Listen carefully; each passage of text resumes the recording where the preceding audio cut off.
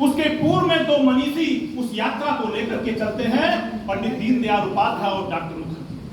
पंडित दीनदयाल उपाध्याय बड़े ही पढ़ने लिखने में बड़े ही विद्वत और बड़े ही विलक्षण प्रतिभा के धनी थे, गोल्ड मेडलिस्ट रहे कानपुर के।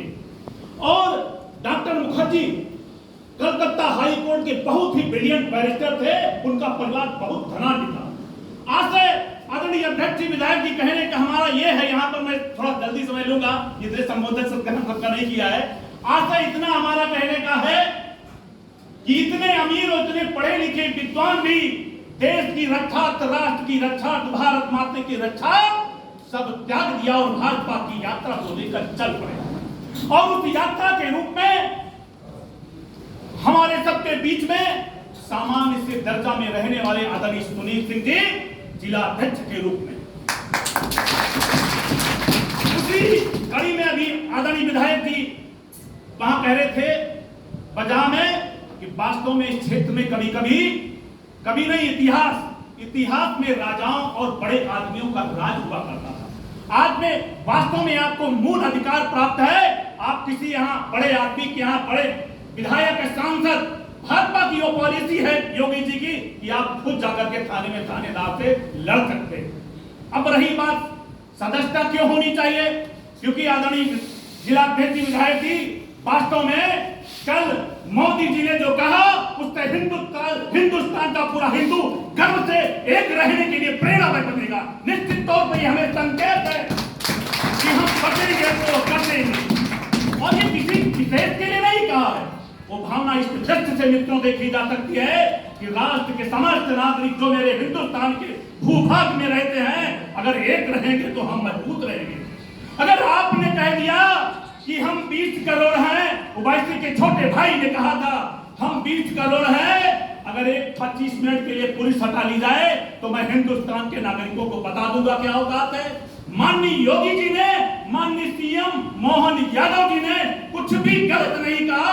संवैधानिक दर्जे में रहते हुए उन्होंने हमको हमारी सबकी आंखें खोली है। मित्रों, मेरे भाइयों, मैं आप देखते हैं टीवी पर जब बांग्लादेश का हश्र होता है, 5 साल के बच्चे के साथ उसमें माँ बाप काटा जाता है, मेरी जवान बहन बहनों के साथ में खींच कर ले जाया जाता है, तो खाना नहीं अच्छा लगता, नींद उलझ जाती है, और तब आपको मोदी और योगी याद आते हैं। क्योंकि भारतीय जनता पार्टी की सदस्यता इसलिए जरूरी है मित्रों।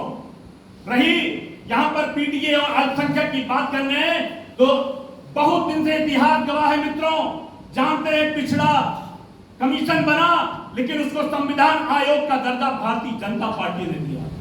आप जानते हैं महाकुंभ का ऐसा मेला होता है जो दुनिया के सबसे बड़ा मेला माना जाता है दुनिया का।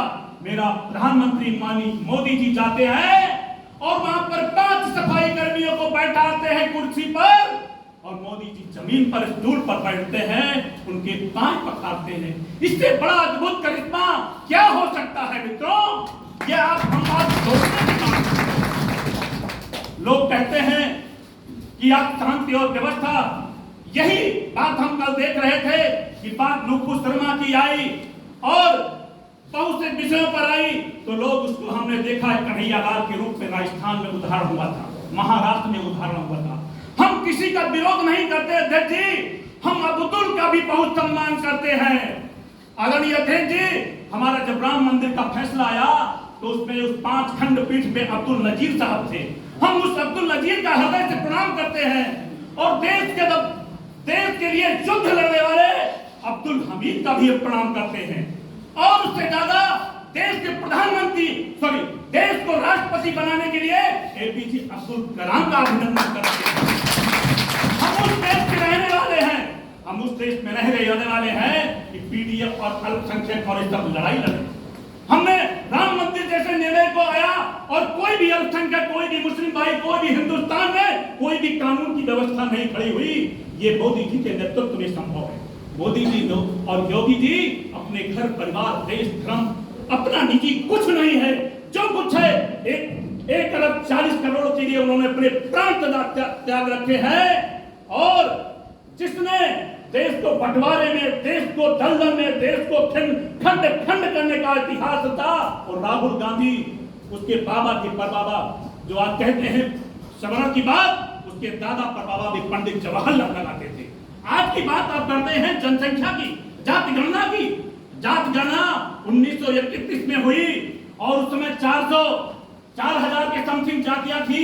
1911 में पुनः जाति गणना हुई जिसका ओपन नहीं हुआ, लगभग 4 लाख जातियां हुई। कहने का मतलब यह है इन जातियों का प्रादुर्भाव हुआ करता सामान्य तौर पर। अब मुस्लिम मत की क्यों नहीं करते हैं जाति गणना की बात, अब हिंदू की तो बात करते हैं, मुस्लिम की क्यों नहीं करते हैं? सभी जातियां एक समान है, वो केवल और केवल हिंदुस्तान का नागरिक होना चाहिए।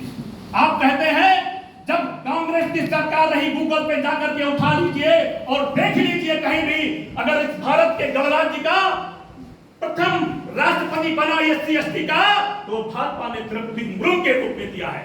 आज की तारीख में देखिए मोदी जी OBC के आते हैं, मोहन यादव जो आते हैं भारतीय जनता पार्टी वरिष्ठ नेता भूपेंद्र यादव। हम भारतीय जनता पार्टी की पंडित दीनदयाल उपाध्याय डॉक्टर मुखर्जी की वो नींव रखी है कि उनके परिवार का आज तक कोई नाम नहीं लेने वाला। जितनी भी राजनीतिक दल है, चाहे सपा हो, चाहे बसपा हो, चाहे कांग्रेस हो, सबके पीछे इतिहास बाबा और परबाबा का मित्रों जुड़ा है और भाजपा के पीछे केवल और जुड़ा है तो राष्ट्रवाद मित्रों। समय कम है, बोलने को बहुत कुछ है। आदरणीय अध्यक्ष जी ने समय दिया, आप सभी पर मेरे मंडल अध्यक्ष सभी का प्रणाम अभिनंदन है।